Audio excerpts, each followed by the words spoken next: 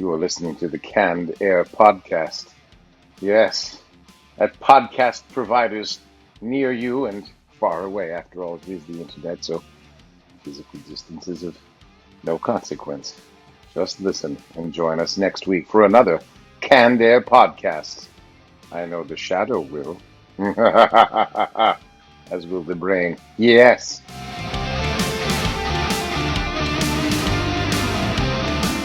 Hello, everyone, and welcome to another episode of Canned Air, your tribute to pop culture. I am Jeremy Colley, and what we're giving you this week is an episode we recorded 3 years ago.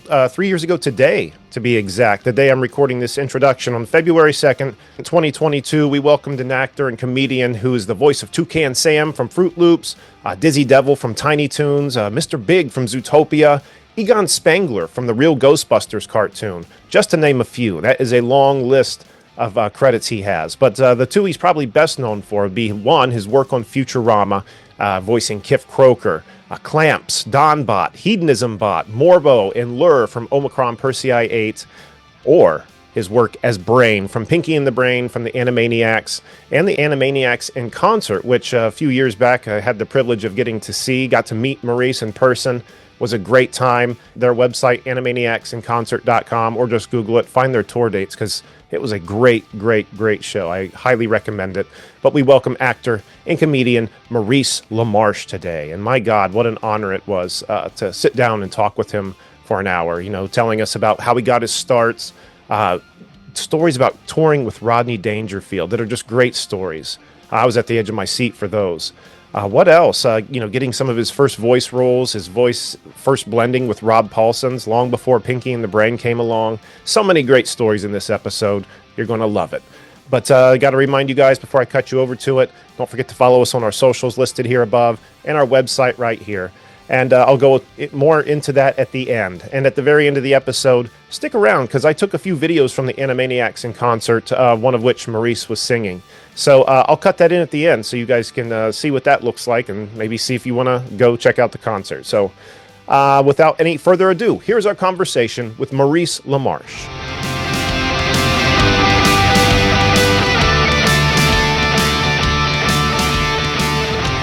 Maurice, I want to thank you so much for taking time to be on the show. It's truly an honor to have you here, man. Thank you. Well, it really is a pleasure. Thank you so very much, Jeremy, for having me on. Yes. So how's your day going so far? I hope the weather is holding up better for you over there than it is for us over here in Ohio. Well, I would almost have to. I don't mean that in any kind of snide way, but what I'm reading about what's going on all across the country, my goodness, you were cyclone bombed, and now you're being bomb cycloned. I mean, it just never stops. Yeah. And it's all part of my latest plan to take over the world. Oh my yes. I have invented a weather machine without Pinky's help, thank goodness. That's why that makes a lot of sense as to what's happening out there. Exactly. We dodged the bullet the first time, but it looks like we're really going to get it. It's been raining all day, and here in about an hour or two, it's supposed to start snowing for the next 24 hours. So, oh, good. So snow with rain underneath it. Yes. Well, rain that will yes. freeze and then snow. So and then multiple God. Inches of that snow. So it's going to be great tomorrow. I presumed the freezing part. Yes. Oh my God, you guys be careful. I mean, the slipping, the falling. Yeah. It's worse the older we get. So let's stay on our feet. I can't afford a fall right now. No, none of us can. But, well, anyway, again, thank you for being here. And I just want to start, I guess, right back at your childhood. What were you like as a child growing up in Ontario? Wow. Okay, so we're going for therapy now. I never felt truly loved. Appreciated, but not loved. That's like by the way, my bugaboo, as hot as Ted Lasso is, and how much that's come into our culture, saying, I appreciate you. Yeah. I hate I appreciate you. Never tell me you appreciate me. Tell me you appreciate something I did for you. Tell me you like me. Tell me you love me. Tell me you love spending time with me. But I don't know. I don't believe in whole person appreciation, because that means you have to appreciate, you have to appreciate my first dump this morning, because that's part of me. You know what I mean? That's something to talk about. I appreciate you is for people who just, I don't know, don't seem to have anything stronger to say. It's to me, wishy-washy. But not that I appreciate that you appreciate me and you appreciate my body of work. But I know you secretly love me, each and every one of you guys, don't you? Oh, absolutely. There's no doubt about it. Secrets out. Yeah, of course. So okay, so yeah, childhood was an interesting thing for me. I was fine. My mother would always say you were fine until we sent you to school. I was a very apparently very open child, very loving. And then there was one incident in my early childhood where I was bitten on the face by a mentally challenged boy who was much older. I think I was about 2 or 3. I don't remember it, but my mother told me you changed that day and you withdrew into yourself. And I know to this day I can't stand the idea of being bitten, whether it's a love bite, anything like that. I get nauseous at being bitten. Is this going a little deeper than you guys wanted to? Too fucking bad. Okay, so I just never heard that yet. That's wow. So I actually will begin to retch if I'm bitten. So it must have impacted me deeply. I don't know how it leads into a career in voiceover, but I think once I got to school, I immediately felt like I didn't fit. Like my antics and all the TV I absorbed as a child, staying home prior to kindergarten age. I just began to perform that for my friends because I thought that's how you make friends. You make them laugh. So I would do Popeye and I would do Newton from the Hercules cartoon. Do you guys remember the Hercules cartoon? I don't personally. Hercules, hero of song and story. Hercules. Now that sounds familiar. Of ancient glory. Iron in his thighs. What a nice surprise. No, I'm kidding. I stole that from Howie Mandel, just in case he's. I doubt he's listening. Well, you never know. You never know. So I am. So I thought that was the way to make friends, and that was really a way to get sent to the school psychologist. So that's what happened. They wondered what was wrong with me, and I was really just trying to get people to like me. And I never quite got. I didn't get till much later in life, in years of therapy, that people might like me for me, and what I have to say, and what I think, and what I feel, and how I might be of support, and them of support to me. That didn't come till years later. I just thought it was all about performing. So I would do goofy voices and goofy shit all through school until I got to high school, where I finally made it work for me. Because the first variety night, I stepped out on stage in the 10th grade and did a little 3-minute stand-up act. It was like a fake Ed Sullivan show that my friend Steve Barton wrote for me. Steve Barton and Harry Van Bommel, and it was like I just played all the parts in an Ed Sullivan show segment and got a standing ovation. Awesome. And I can't remember the material. It could have been very funny material. We may have employed some old jokes, but I just went out and did it. And man, if I didn't finally feel like I had a place in the world, Wow. I finally felt like the puzzle piece that fit. We popped it in. That's what I'm supposed to do. I'm supposed to perform. I'm supposed to be on a stage. And that's what made your stand-up career take off then, right? Was that moment? Well, no, it was the beginning of it. But I mean, other than that, childhood was fairly miserable. I was a poor student, just to finish up there. I was a very poor student because I was not focused on the work. I was only focused on my next opportunity to get a laugh. So that was my it seemed to be my raison d'etre, if I may employ my fake French Canadian accent, because I actually don't speak a word of French, but it was spoken around me all the time, so I know how to say things like raison d'etre and sound very authentic. Is to just make people laugh. So yeah, I wasn't a great student. Didn't have a big attention span. Probably would have diagnosed ADD. Not ADHD. The H was always missing. I was never a terribly active child, but certainly, just always looking off to the stars was this one, and that's what I was always looking out the window, wondering what was going on out there. Sure. And all of that. Not uncommon for performers. Wow. But that first time on stage, that let me know that that's what I wanted to do. And then the question became how, and we didn't have a comedy club in Toronto yet. So I went down to the Sacred Store, and it just started playing in my ears. I went down to the Improv in New York. I had a cousin who lived in Manhattan, and the plan was that if I could get made regular at the Improv, I could stay with her and her husband for a couple of months until I started scraping together enough money for my own little, place. And in that line, and this is really up for me because of what's happened lately in the world of comedy. In that line on September 4th, 1977, the guy in front of me was Bob Saget and his wife, his then girlfriend, soon to be wife Sherry. And Saget and I struck up a friendship. I mean, they made you stand there from like 1 o'clock till 5 o'clock when they gave you your number of the order at which you go on stage, and then you go off and get some food and come back at 7 for open mic night. And and that was the beginning of a very long friendship. Bob was one of the first people. He was the second person to greet me in Los Angeles. Howie Mandel picked me up at the airport and dropped me at my hotel. And Bob immediately came to my hotel and took me for the very first sushi I ever had in my life. This was nice. June of 1980. No, March of 1980. It was the exploratory mission, and that's the one where I went to look for the apartment. Bypassed New York completely. Bob and I both had decent sets, but not like brilliant sets.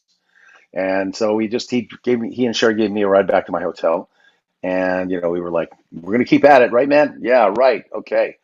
And every time Bob and I saw each other from that day till the last time I saw him, which was just before the lockdown, we wouldn't say, hey, Bob, or hey, Maurice. We'd just go, first night in comedy. First night in comedy. First night in comedy. That was our name, First Night in Comedy. So, just Bob has been incredibly supportive of me, and it's very up for me how much it's hitting me that I'll never see him again. Even though our paths diverged, he became, host of America's Funniest Home Videos and Full House. So his world was TV on camera. I diverged from stand-up into voiceover. And, that occurs in a completely different universe and space.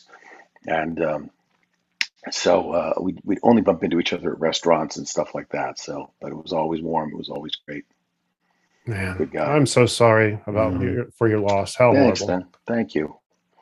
Yeah, well, it really hit hard. There's his family my heart goes out to. I'm sorry? I said it's his family my heart really goes out to. Sure. If I think I've lost something, it's got to be so hard on them. I can't imagine. Yeah, I can't. But thank either. you, Jeremy. Thank you.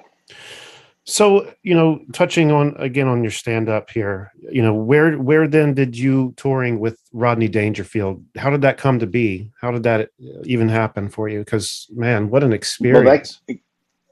Well, that came to be because Jim Carrey fell out. He couldn't make it. It was a San Francisco gig, oddly enough, the day before Valentine's Day in 1981. And Rodney had met Jim, I think, either earlier that year or even late in 1980, and they became very fast friends, and Rodney immediately put Jim on the road with him. But I can't remember whether Jim just couldn't get into the country because he was still based out of Toronto. But he was not available for that date. So we had the same manager at that time, a guy named David Holliff, and so he offered me up as a backup for Jim.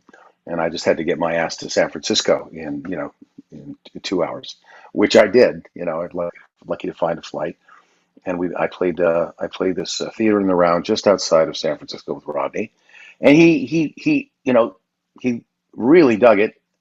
He had one thing. He said, "Man, just do me a favor. I know you're an impressionist, man. All right, don't do me, okay? When you go out there, don't do me because they're already waiting for me. If you do me, it takes some of the shine off of it, All right, you're a good kid. All right, I want to watch your act, okay, Maurice?" And so I went out, I did 2 shows with him. I did a 7 o'clock and a 10 o'clock show with him at that venue. And he remembered me. So when Jim's career started getting busy, he was doing a sitcom called The Duck Factory.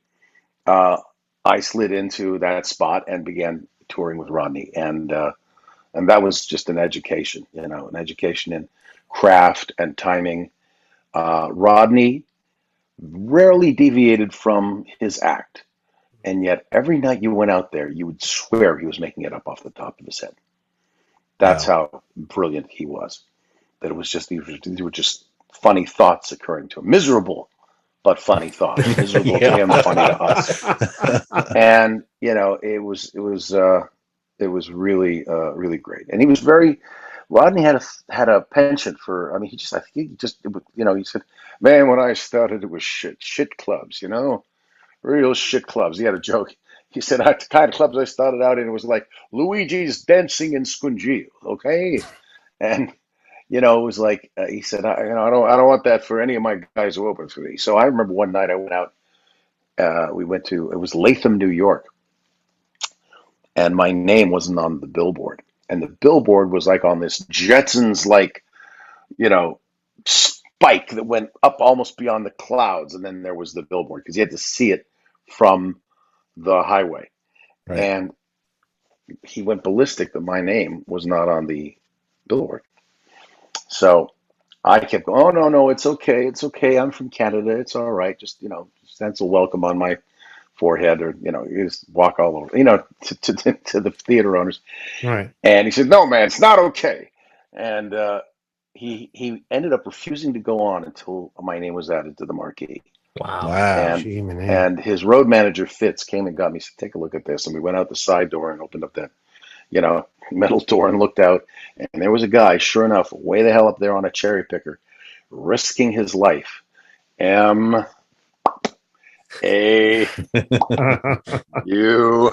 And my name went up on the billboard. So that is awesome. I said, your job's hard enough, man, without them not knowing you're there, okay? They got to know they're going to see an opening act. All right, man, you're okay. All right. He always ended every conversation with that. Like, okay, you're all right. You're a good kid, okay? That's classy, though. Yeah, a little bit of approval, He was very good to young comedians. It was so fortuitous that he hosted the 9th annual Young Comedian Special, and HBO loved what he did so much they gave him 2 more specials that were just the Rodney Dangerfield specials. And he brought on Seinfeld and Jim and Andrew Dice Clay in those second specials, gave Sam a second shot. So my association with Rodney Dangerfield is one of the most gratifying and rewarding things that have happened to me in my career, and I'll owe him forever. That's incredible. That is absolutely incredible. What a cool guy, man. Yeah, that is so awesome to hear. And I encourage everybody at home to check out your stand-up on YouTube, because I've been watching it in the past couple of days here, getting ready, and damn, is it just, it's so good. Your Nixon impression is fantastic. Johnny Carson. Must have gone back. You must have gone back to some evening at the Improvs then, or something. I did. Yes, I did. Goodness gracious! And they see that skinny young man bears no resemblance to the Fred Flintstone that sits in front of you today. Well, Mark, where's my Brontosaurus burger? Wow! You're making the hair on my arm stand up. Yeah. Incredible. Jumping over to your voice acting, unless you guys had something you want to throw in here. Your first major VO job was Egon Spengler, and I've heard you say that when you guys were all brought in to audition, that you were all told no impressions of the guys from the movie. No impressions of the guys from the movies. We don't want to see that. If we wanted to make that, we would try and get Bill and Danny and Harold and Ernie in here. Now, strangely enough, Ernie was auditioning to play Winston Zeddemore, and so was Arsenio Hall. And Arsenio looked at me. We knew each other from the Comedy Store, and Arsenio looked over at me and mouthed the words, "What the fuck am I doing here?" And I just shrugged, because I was the only other stand-up in the room. So, it's like we had that connection, and I just went, I don't know, man. So Arsenio booked it. And I don't know whether it was just that he came across in animation, in voiceover, a little hotter, a little more. I don't know. I don't want to disparage Ernie in any way, shape, or form. Or it may have been, and I prefer to think this, that Ernie booked himself a film or something, or a TV show, and decided he wouldn't have the time to do both, because they were booking us straight up for 105 episodes. Wow. 65 syndicated episodes and 30 network episodes. So Wow. Sorry, that's 95. My addition is well, I mean, it's Canadian, so I'm exchanging, making it more right. But they said right out, don't do the guys from the movies. And so Lorenzo Music ended up with the job because he had his own vibe. That if you ever saw a Garfield special, or an old episode of Rhoda where he played Carlton, your doorman, he just had his own persona, and he just brought that to his Venkman. And then Frank Welker just did the closest thing to Frank Welker's natural speaking voice I've ever heard him do, even more than Freddie. So he was just him. And I got in the booth, looked at that, and I'm lucky that I didn't see that he was blonde. I just thought they hadn't filled in his hair. So I thought they'd drawn a pretty good rendition of Harold Ramis. Right. And I just went, I have no other ideas than to do an impression. So I know I'll just screw the pooch in here, but I'll read this as Harold, because the only other thing that came to me was this Poindextery voice, which I did as my take two. And they went, yeah, no, that's not it. No. So I did my Harold, and then off I went, and I knew I hadn't gotten it. And Arsenio knew he hadn't gotten it. And then we both got calls that we were, the new real Ghostbusters, and get ready for, a couple of years worth of work, which is a really nice thing to go from Jump Street. My actual first, though, my first big job was Inspector Gadget with the same production company, Deke Entertainment. I played the chief in the second season. Oh yeah, Quimby. Because they had done the first 65 up in Toronto, my hometown, but I was living here. And so I think Chris Wiggins played Quimby in the first 65. And then they brought it down to the States because Don Adams was done doing the job he was doing up there. He was doing a sitcom in Toronto. And so he wanted to move home. And so they recast it with, after SAG people. So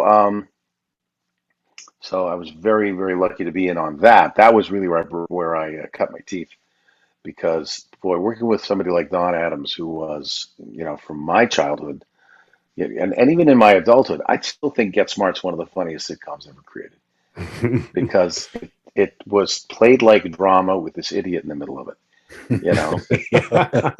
Maybe a couple of idiots, but it was like the plots were very serious and the danger was real. So, but here was Maxwell Small, Agent 86, and his shoe phone. In fact, Don Adams told me once that I said, what was Ed Platt like? Because I just thought he was so great because he played the whole series as though he had a migraine headache. He said, Ed Platt was the glue of Get Smart, because he decided that he was going to play it like drama. Like he was in a serious show about the Secret Service, but once a week he had to deal with this moron named Maxwell Smart. And I said, that's brilliant. That's absolutely genius. He said, yes, because any other actor would have been like the boss, the guys who play the boss on Bewitched every week, would do something way too big. Max, what are you doing? Mm-hmm. And he said, and Ed would play it like, Max, what are you doing? And it was that. So I took that, and then in fact I always play the brain with drama. I play everything with drama. I play everything I do straight. I never play the joke. I play the pain of the character. And if I have, if I have maybe any kind of unique note, it's that I do curmudgeons really well, because they're always exhausted with the morons around them. So, you did it very well. Well, thank you. Jumping back to Egon really quick, and this is going to be a little off the wall, but I have to ask because, boy, this is a prominent memory from when I was a child. When Ghostbusters 2 was coming out, they did a promotional contest for the film where in your cereal box of Ghostbusters cereal, you could get a small vinyl record put it on the record player and drop the needle, and Egon would come on and tell you, read you a few questions about a contest. And, you could reply on your 3x5 note card to see if you actually get a chance to meet the real Egon Spengler. Well, what's interesting about it to me was that, Rob Paulsen was the narrator on this vinyl as well. Is this the first time you guys? We were yet to meet. We did not meet, but I guess that's the first time our voices ever blended was on that little record. Yeah. Rob and I would meet, in 1989 on first we did an episode of The New Adventures of Johnny Quest together where he played Haji, and then even right there I knew I'd met somebody special.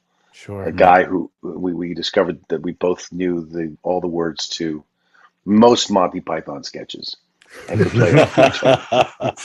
And then we ended up on Attack of the Killer Tomatoes, and so we did I think 2 seasons of that and we became good friends with John Aston, who we discovered, first of all, just childhood hero, guy we watched on TV, and he's the nicest guy, the sweetest guy. And John and I discovered we have the same natal birthday. Why did I say it like that? We have the same birth date, obviously in different years. So from that job to this, John and I one of us has called the other on March 30th to wish the other a happy birthday. That's awesome. Nice. Yeah, he's a great guy. He's still so facile, and he's teaching. He is the drama department at Johns Hopkins University, which was his alma mater. That's cool. That's so cool. Don't you have that vinyl still? No, I wish I still did. I remember you played it on the show a while ago. About 3 or 4 years ago. I just found it on YouTube, and I'll actually clip it in here from YouTube for the listeners to hear. But I'd love to hear. I'd love to hear it too. I'll hear it. I'll hear it when this goes out.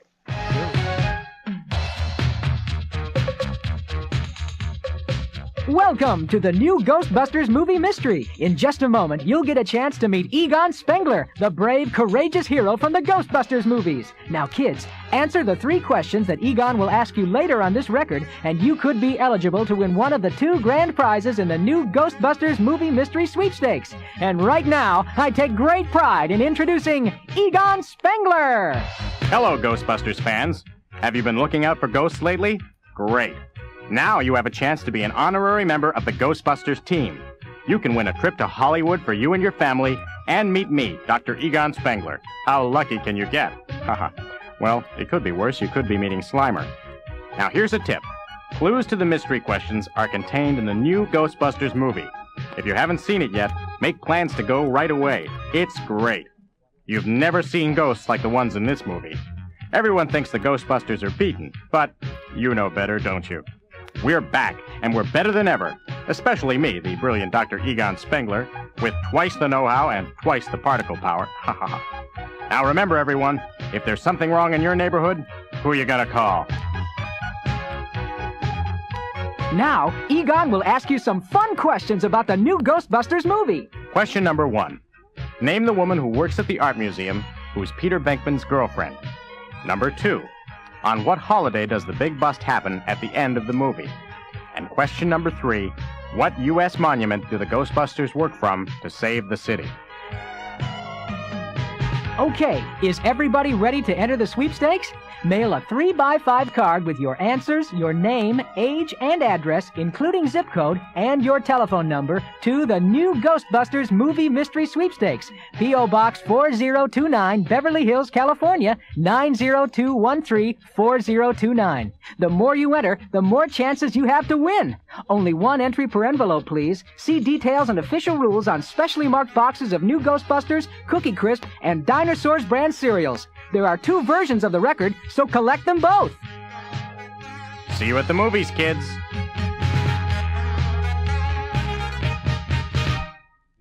So, how much of your background of stand-up do you pull into your voiceover acting?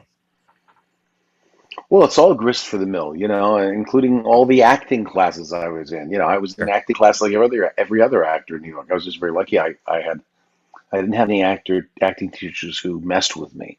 You know, some acting coaches like to really fuck with your head, Sure. and break you down to build you back up. I don't know how Yeah. that works. The only thing that's ever worked for me is building my confidence. The more confidence I have, the better I am. Right. So I had a wonderful teacher named Joan Darling, and her big thing was just let yourself laugh in the scene, even if it's drama. If you feel a laugh coming, do it, because let it out, because laughter brings you back to the present. So I mean, that goes in there, and all the stand up, everything.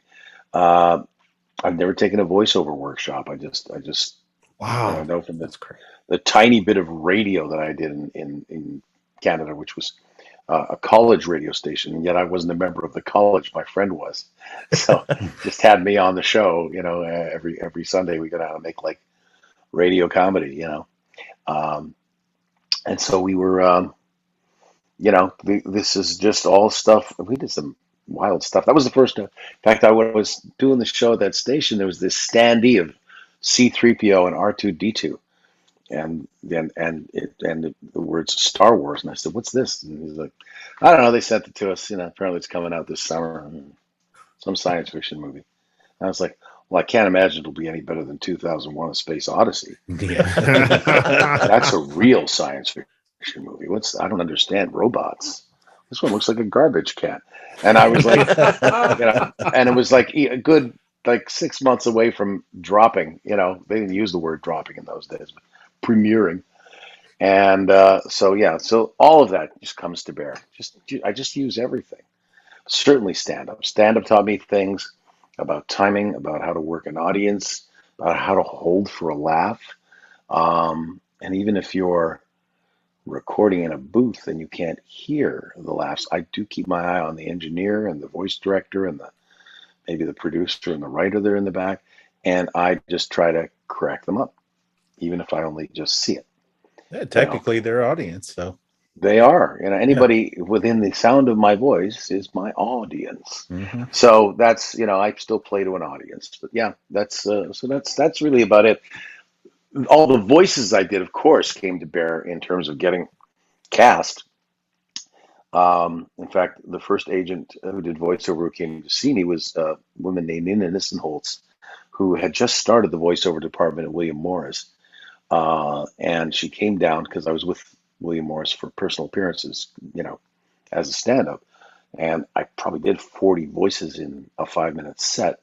And she said, with your facility for changing back and forth like that, you could create voices just by blending two voices into a unique voice, and I think you'd be a natural for voiceover. So she sent me out for a year before I booked a job.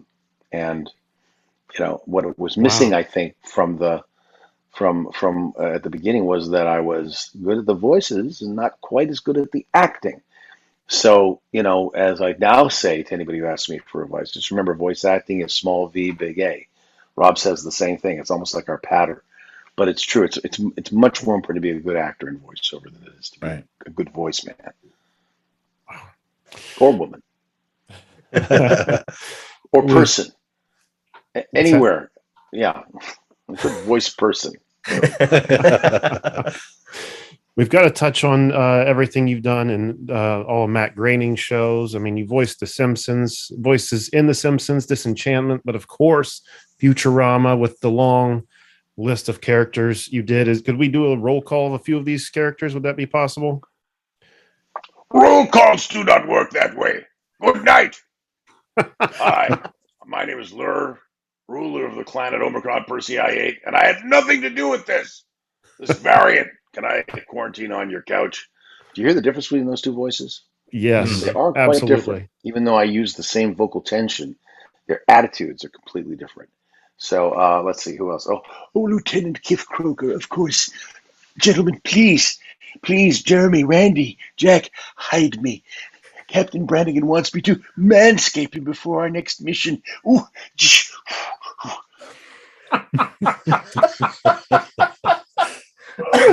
Gentlemen, this is a very special day for you because you've got me, Calculon, on your show.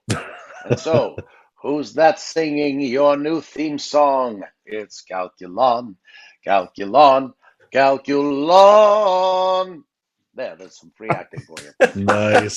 Oh, that's amazing. Oh my! Oh, can you just tell us a little bit about your time on Futurama? Because my Oh God, dear boy, I apologize for nothing. The time on Futurama was phenomenal, and I have. We've got, we've gotten canceled and resurrected and canceled and resurrected again, and I wouldn't be at all surprised if somehow or another we get another shot at it before Billy West turns 80. But there's there because it just fits. So, but I mean, we're truly, when you're working with certified geniuses, starting with Matt Groening, whom I believe is a genius, a true genius, who sees life through a slightly different prism, one that we can still, see through if he allows us to peek through it through his work. But it is, that's the privilege, and then everybody who writes for the show, Harvard Lampoon veterans, people with science degrees who decided, I don't want to be a scientist, I want to write comedy. I mean, Bill Odenkirk, Bob's brother, got his PhD in chemistry Wow. and called Bob the next day and said, I don't want to do this. Can you help me get some meetings in Hollywood? And and then he brought him on board to write his show, and then he ended up on Simpsons and then Futurama, and now he's writing on our new season of Disenchantment. I mean, David X. Cohen, math whiz, math genius, Al Jean, from Yes. The Simpsons. I mean, again, another math genius I mean, they all bond over their math and their physics, and it's so funny to watch them talk about theorems, and then there's the other half of the writers' room that really knows jokes, guys like Mike Rowe, who just is a comedy guy. He just knows joke construction and is brilliant at that. So, I mean, to get to work with people who, I revere for their comedic minds. I mean, they're just, listen, I respect anybody who can sit down at a computer and pound out a script, because I've yet been able to do it. I've taken a shot once or twice, but that's hard work. Writing is hard. right. But so anybody whose script I've ever performed, hats off to you. But these guys are just kind of like in a class by themselves. So I've gotten to write with this level of work and perform the work of this level of TV writers on The Simpsons, on Futurama, Disenchantment, The Critic, which to me is the Yes. underrated show of all time.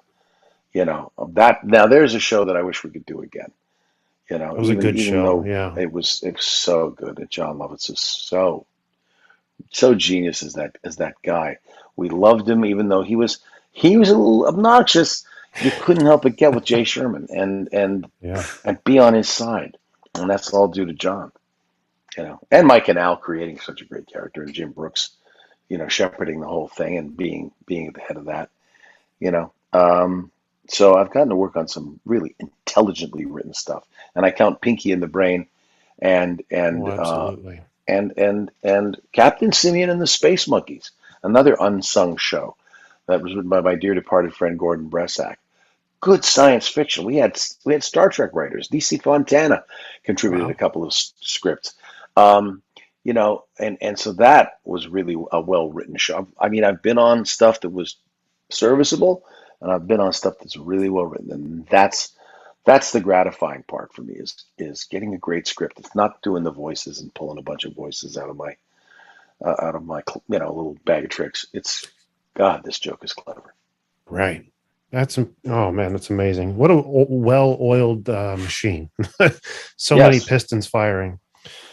Very good. Before we touch on Pinky and the Brain really quick, there's the talent that you possess amongst all the talent you have that is just, I've never seen anything like it. And you probably already know what I'm going to bring up. Holy cow. It Yeah. wasn't even For a while, carbonated, and yet that happened. I don't know. close to it. I'm that predictable. Where does that come from? Where do you summon that from?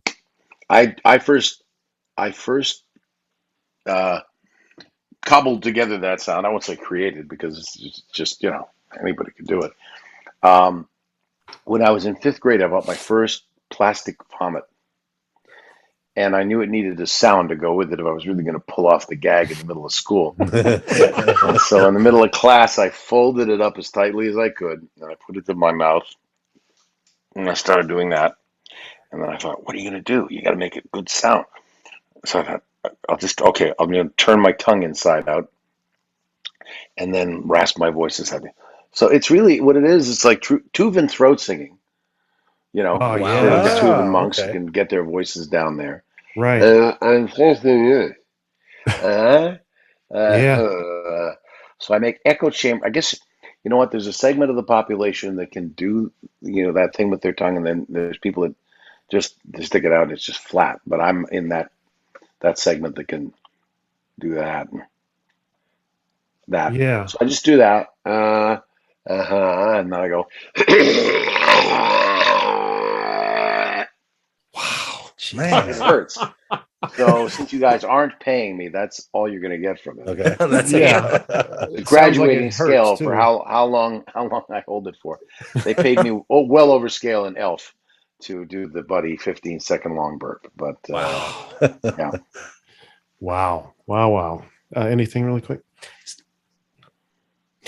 Let's jump over to the brain. And I've heard you say everywhere I've looked, and it's obvious that, Orson Welles was largely the inspiration for the voice of the brain.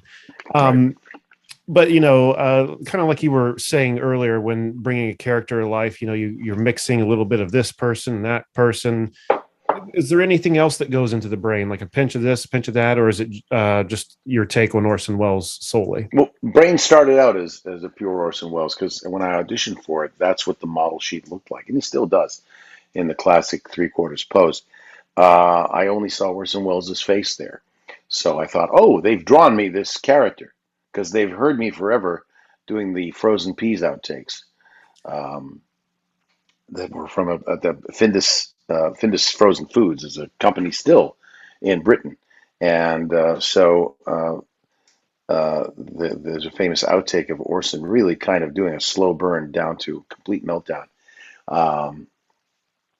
Where he literally walks out of the thing going, it isn't worth it. No money is worth this. So I thought, well, here they are.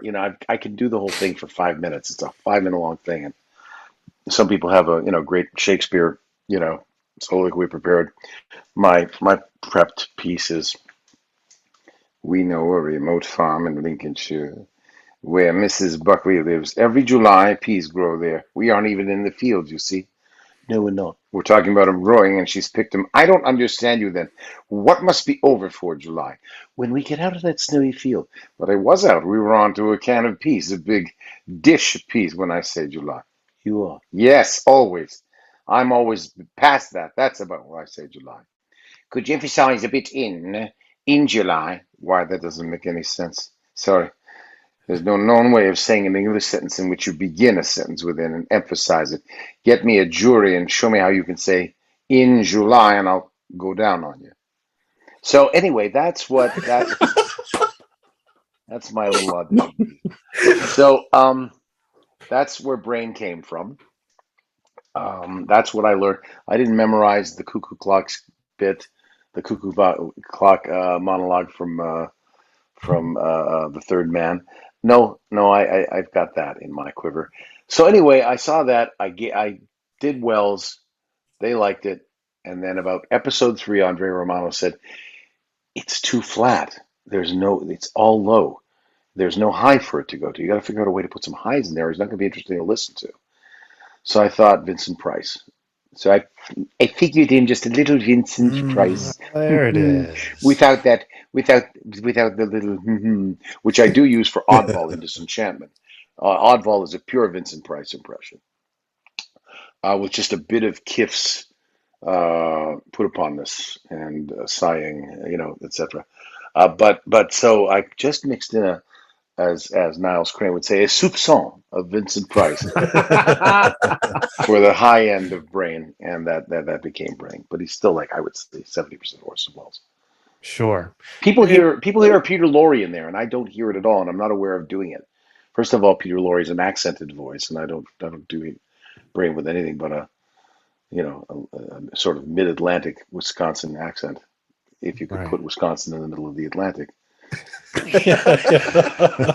And I don't know that I want to do that. Well, maybe. I don't know. So anyway, so that's where Brain comes from. And with Animaniacs returning to Hulu, you know, the show, it still is the exact same show. It still caters to that children audience, but it also grew with its original fan base. There's a lot more adult thing. There's things in there kids are going to miss, like a lot of Trump jokes and stuff. Just, you know, as an example, did you notice any big difference in your performance as Brain coming back this time around, or is it just the same experience all the way around? No, I noticed the Brain is a little, well, first of all, we've all aged 20 years. So I know in my case, my voice is lower. And which lent itself to being Orson Welles, but also in the reality of the show, we don't deny that the characters have been around for 20 years. Animaniacs, the Yakko Wacko and Dot acknowledged that they've been up in that water tower for 22 years. Yeah. Pinky and the Brain have been trying to take over the world. Well, there was one plan that launched the new iteration, where Brain invents the internet, and he doesn't have any overt plans. But when that plan fails, he's pissed off. It's been 22 years. He still hasn't taken over the world. So the whole show is a little edgier, I think. Yeah. I mean, it's even more for the adults who can watch with the kids than our original series. Yeah. So I'm finding it's not as jokey a show. There aren't as many actual jokes in it, but that suits this time. Absolutely. We are. I think if you look at most comedy on the air now, it is not driven by jokes. It's driven by character. It's driven by situations. The Office, Veep. Modern Family. These are all shows that nobody's writing clever Neil Simon-esque bon mots in it. It's just like what are these kooky characters doing? Right. So when I say kooky in that kind of 1950s Sammy Davis way, almost as a counterpoint to what they're doing. It's all about holding on a character and jiggling the camera a little bit while they look like an idiot for what they've just said. So our show, I think, matches that. It's edgier. Yeah. It definitely fits in with the times. It's a little closer to Rick and Morty than the original show. Yeah. Well put. And yet everybody can go back to the original show and enjoy that too. I still would not, I would say that, Bubba Bo Bob Brain is one of the funniest things we've done, whether it's you watch it in 1993 or whether you watch it in 2022. It's still a hilarious episode, a legendary tale, with Brain writing this piece of mythology about Peach Pit. He's Johnny Brain Peach Pit Bill Boone Crockett. He has a computer, create the ultimate American, myth. And, I think that's a drop dead funny episode, Oh, So, of course. yeah, but I mean, the one where Brain creates a robot son, and gets to sing a song called Bonding, it was kind of heartbreaking, and it was also, but there was a danger to the episode, There's a lot more threat of death Right. that, which I guess, hey, guess what we've been over the last 2 years? Under the threat of death. Yeah. So it works. Damn it. Well, incredible. And thank you so much for taking this time. Before we let you go, though, Kemma, I believe, sent you over a PDF of some movie lines. Oh, let me look. She probably did. Okay. And yet, let me take a peek. And while you're looking, I'll just explain to the listeners, we've done this in the past with Rob Paulsen and Larry Kenny, where we'll send some famous movie lines over to Maurice here, and he'll read them in the voices of some of his characters. If you got it. Yes, here it is. Here it is. All right, yes. Wonderful. Okay. And the first one being Cole Sears, which is Haley Joel Osment's character from The Sixth Sense, as read by Egon Spengler. If that's something you wouldn't mind doing, Maurice. I want to tell you my secret now.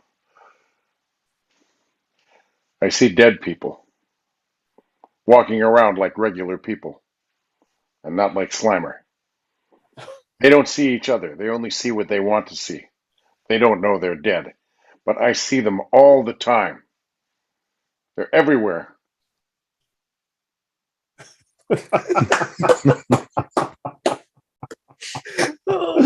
Oh my God, that was awesome. And okay, so the next one is Yoda from The Empire Strikes Back, as read by Morbo, the newscaster. Judge me by my size, do you? Huh? And well, you should not. For my ally is the Force, and windmills, which do not work the way you think they do. And a powerful ally it is. Life creates it, makes it grow. Its energy surrounds us and binds us. Luminous beings are we, not this crude matter. You must feel the Force around you, here, between you, me, the tree, the rock, Linda, everywhere. Yes, even between the land and the ship. Oh man. Wow. I think Luke would have got his shit together a lot quicker had that been the speech. Wow. Okay. And then the last one, Brian Mills' speech, which is Liam Neeson's character in Taken, as read by the Brain. I don't know who you are. I don't know what you want. If you're looking for ransom, I can tell you I don't have any money.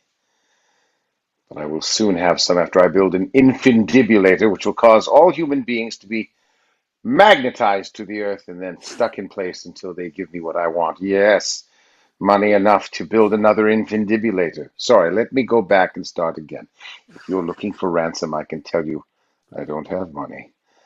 But what I do have are a very particular set of skills. Skills that I have acquired over a very long career. Skills that make me a nightmare for people like you and for mice like Pinky. If you let my Pinky go now, that will be the end of it. I will not look for you. I will not pursue you. But if you don't, I will look for you. I will find you. And I will kill you. And then take over the world. Oh, thank you for that. Oh my God. Thank you so freaking much. That was hilarious. It's a pleasure. And love the ad libs on that. Yeah. Oh my God. Maurice, thank you so much for taking My pleasure, time guys. to be here with us tonight. This has been beyond a pleasure. Thank you so much. Thank you. Thanks. Yes. Thank you Have so a much for great your day, time, guys. sir. You take Have a good wonderful care. evening. Thank you. Thanks, Enjoy guys. your evening. Bye-bye. Stay safe. Well, Oh, we'll do definitely. our best. Put You your- too. Put your cleats on before you go out tomorrow, or snowshoes or something. Yes. I Careful. got the dog sled ready. Yay. All right. All Bust right. up that ice, for Christ's sake. All right. See you later, guys. Thank Have you a so good night. much. Stay Thank well. you. Bye-bye. Bye-bye.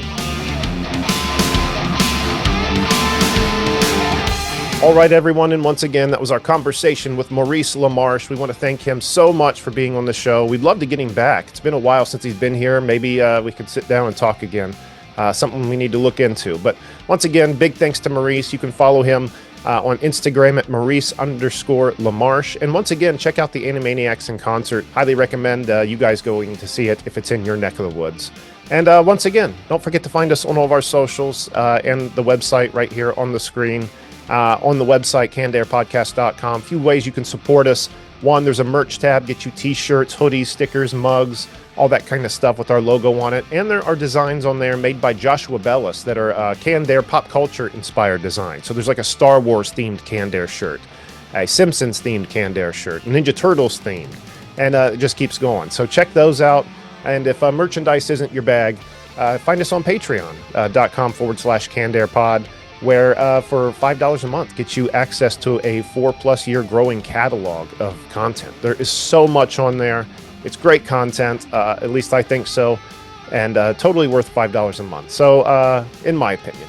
And if you don't have money to support us, leave us a like, hit subscribe, thumbs up, leave us a comment. We love getting all that stuff. Love to hear what you guys are thinking and what you think of the show. So I think that's going to do it for this episode. So until next time, I am Jeremy Colley. Thank you so much for watching. Be excellent to each other.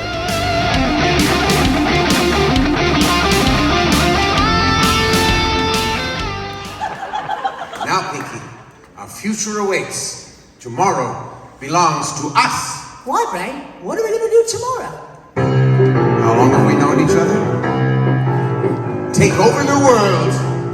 Our time has come. It's what I propose, because everyone knows that humans are dumb. They're easily duped. So what they expect? Just look how they talk, look how they act, and whom they elect. It's time for a change, Pinky. For somebody new. A genius IQ! Someone in charge is bringing in large. That will be you. Yes, it is true. It's time for a leader. For somebody sane. The worst is past, because now at last, the human race will finally get a brain.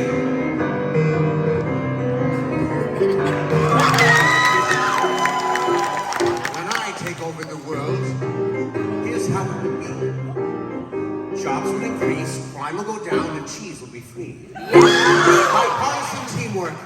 No congressional spats. I'll get rid of war, get rid of hunger, get rid of cats. Nothing can stop us, because we're on a roll. No! It's gonna be nice when finally mice will be in control. The moment has come, yes, the gauntlet is hurled. The future's here, so give a cheer. Yes, my friends, we're taking over the world. With Pinky and the Brain. So let me now explain. Alexander, Caesar, Constantine, Napoleon, Charlemagne. We're all a bunch of hacks. It's time to face the facts. The Earth is finally going to see the greatest mouse there'll ever be. And rule the world, it's destiny. Yes, my friends, that mouse is me. We're Pinky. Not Pinky. What? Just the Brain. And Pinky. All right, and Pinky. Pinky and the Brain, The Brain and Pinky.